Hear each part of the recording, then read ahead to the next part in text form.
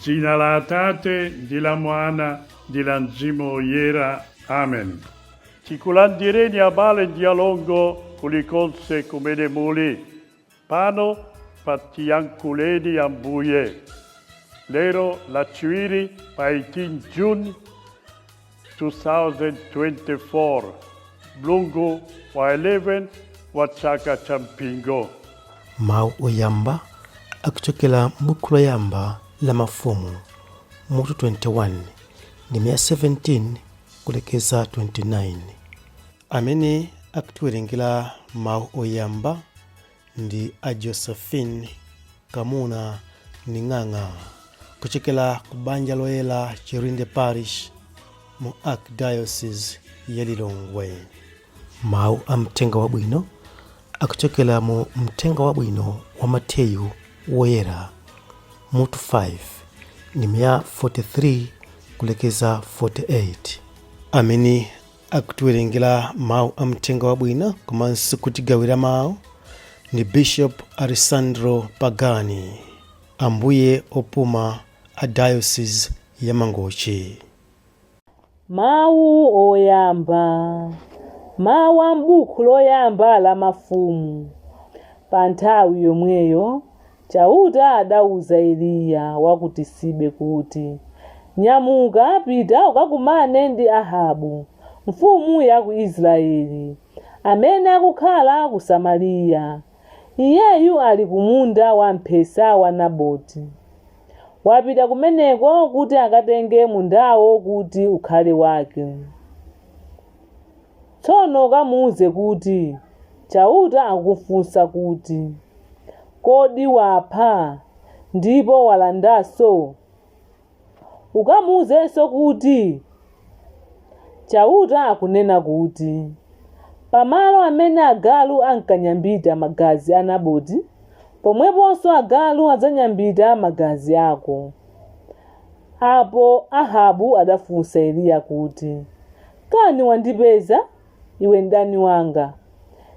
Eliya adayankha kuti, ndakupezani, chifukwa inuyo mwazigulitsa ndi kukhala ngati kapolo wa zoyipa zochimwira Chauta. Tsopano Chauta akuti, ndithu ndidzakupasula, ndidzakusesa kwathunthu, ndidzawononga mwamuna aliyense wa banja lako, kapolo kapena mfulu, mu dziko la Israeli. Ndipo banja lako ndidzalisandutsa kuti likhale ngati banja la Yeroboamu mwana wa Nebati, ndiponso ngati banja la Baasa mwana wa Ahiya. Nawenso wandikwiyitsa chifukwa chakuti wachimwitsa anthu a ku Israeli. Tsono kunena za Yezebeli, Chauta akuti, agalu adzamudya Yezebeli mkati mwa malinga a Yezieli. Munthu aliyense wa banja la Ahabu amene adzafere mu mzinda, agalu adzamudya, ndipo aliyense wa banja limenelo wodzafera ku mthengo, mbalame zamlengalenga ndizo zidzamudye. Kunena zoona, kunalibe ndi mmodzi yemwe amene adadzipereka ku zoyipa kuchimwira Chauta ngati Ahabu, amene Yezebeli mkazi wake ankampopa. Iyeyo adachita zonyansa kwambiri popembedza mafano, monga mmene ankachitira Aamori aja, amene Chauta adawachotsa pamene Aisraeli ankafika. Ahabu atamva mawu amenewo, adang'amba zovala zake navala ziguduli. Adasala zakudya nagona pa zigudulizo, ndipo adayamba kuyenda modzichepetsa. Apo Chauta adamuwuza Eliya wa ku Tisibe kuti, kodi waona mmene Ahabu wadzichepetsera pamaso panga? Popeza kuti wadzichepetsa pamaso panga, sindidzamulanga ndi zoyipa zija iyayi, iyeyo ali moyo, koma ndidzalanga banja lake kuyambira mwana wake. Mawu a Ambuye. Tithokoze Mulungu. Ambuye akhale nanu. Mawu a Mtenga Oyera monga adalembera Mateyo. Ulemu kwa inu Ambuye. Pantayo mweyo Yesu adati, mudamva kuti anthu akhale aja adalamula kuti ukonde mzako ndi kudana ndi mdani wako. Chabwino, koma ine ndikukuwuzani kuti muzikonda adani anu ndipo muziyapempherera amene amakuzunzani. Mukatero mudzakhaladi ana Atate anu amene ali kumwamba. Paja iyo amalitsa dzuwa lawo pa anthu abwino ndi pa anthu oyipa omwe, ndipo amagwetsera mvula anthu olungama ndi osalungama omwe. Ngati mukonda okhawo amene amakukondani, mungalandire mphotho yanji? Kodi suja ngakhale okometsa msonkho amachita chimodzimodzi? Ndipo ngati mupatsa moni abale anu okha, mwachitapo chiyani pamenepo choposa ena? Kodi suja ngakhale akunja amachita chimodzimodzi?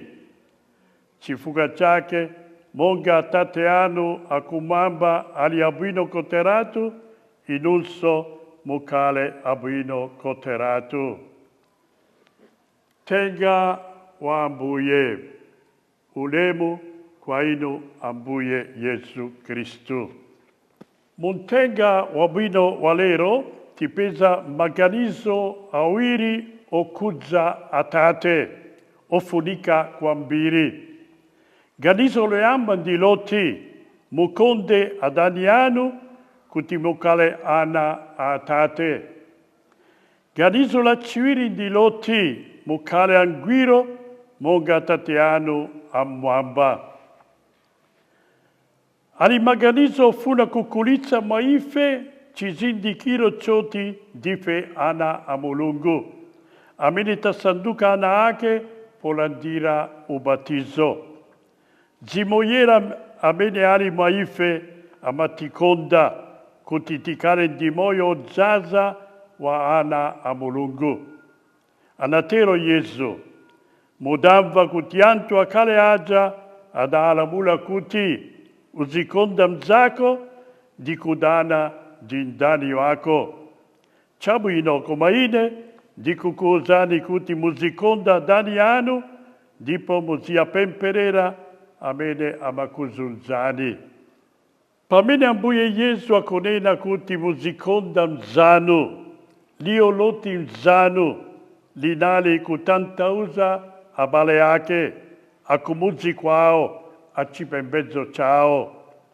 Ena onse anali adani awo. Koma Yesu akupasula chizolowezi ndi miyambo ya Rabbi, ya aphunzitsi akale ndi kupita patsogolo. Anatero, koma ine ndikukuwuzani kuti mukonde adani anu omwe ndi kuwapempherera amene amakuzunzani. Amene amakonda monga anatikondera Yesu, anthu onsewa ayenera kukhala abale ndi alongo, chifukwa onse ndi ana a Mulungu Atate amodzi. Ndi kwa ife kulola Mzimu Woyera kutitsogolera. Mulungu ndiye chikondi, ndipo Mzimu wa Mulungu kuti atitandize kukhala moyo ngati ana enieni a Atate, akulitsa mwa ife chikondi chokonda anthu onse. Mukonde adani anu. Palibe mawu ena amene angatiululire mozama koposa mtima wa Yesu ndi mtima wa Atate. Sanena chabe kuti muzikhululukira adani anu ayi, ndipo ganizo limeneli lalikulube ndithu. Koma anapita patsogolo kwambiri, anafika mpaka na kunena kuti mukonde adani yanu. Kukonda kumatanthauza kuyankha kuchikondi kuchidani di chikondi. Pamenepo ife tazindikira kuti Yesu akufuna chinthu chimodzi chokha, kuti chikondi chake chifalikire ponseponse, chiwa chikondi di chivumbulo cha Atate. Gatiana Atate taitanidwa kuti ifenso tifalitse chikondi. Kumene kulibe chikondi, kumene timazindikira kuti palibe amene amatikonda tiyese kuchiyika. Di Yesu amene akutipatsa chikondi chimenechi, ndipo ponena zona ndi mtima wake tidzata kukonda manjira yoti potsata umunthu wathu ofowokawo kosateka.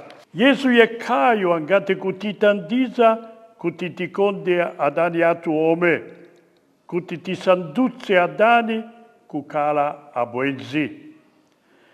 Ganizo lachiwiri ndi loti mukhale angwiro monga Atate anu amwamba.